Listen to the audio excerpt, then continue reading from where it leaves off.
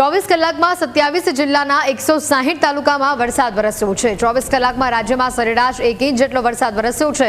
24 કલાકમાં સૌથી વધુ ડાંગમાં 9.8 ઇંચ વરસાદ વરસી ચૂક્યો છે, તો છેલ્લા 4 કલાકમાં સૌથી વધુ વરસાદ ઓલપાડમાં 3.39 ઇંચ વરસાદ વરસ્યો છે। રાજ્યમાં સિઝનનો અત્યાર સુધીનો 12.87% વરસાદ વરસી ગયો છે। અત્યાર સુધીમાં 22 તાલુકામાં 10 થી 20 ઇંચ વરસાદ વરસ્યો છે। 53 તાલુકામાં 5 થી 10 ઇંચ વરસાદ વરસ્યો છે।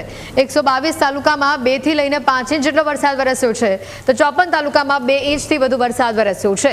સૌથી વધુ વરસાદ સૌરાષ્ટ્રમાં 20.12% જેટલો વરસી ચૂક્યો છે, જ્યારે કચ્છમાં અત્યાર સુધીમાં 17.55% વરસાદ વરસ્યો છે। પૂર્વ મધ્ય ગુજરાતમાં 12.60% વરસાદ વરસ્યો છે, તો દક્ષિણ ગુજરાતમાં 8.99% વરસાદ જ વરસ્યો છે। સૌથી ઓછો ઉત્તર ગુજરાતમાં 8.15% વરસાદ વરસ્યો છે। એટલે મેઘરાજા શરૂઆતી ગેરમાં જ અત્યારે ધમરોડવાના મૂડમાં હોય તેવું લાગી રહ્યું છે। એક સાથે એટલો બધો વરસાદ વરસી જતા ક્યાંક મેઘ મહેર જેવી તો ક્યાંક મેઘ કહેર જેવી પરિસ્થિતિ સામે આવી છે। ઘણા એવા